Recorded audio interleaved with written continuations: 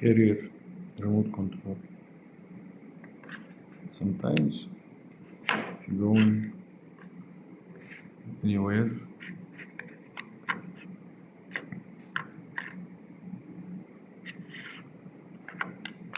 after you're traveling, check the remote control battery. If you forget battery and your remote control, you will destroy it like this.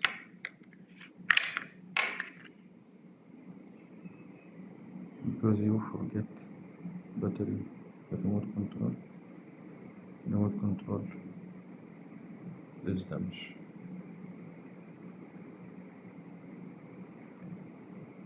If you are traveling or don't use air condition for a long time, remove all battery.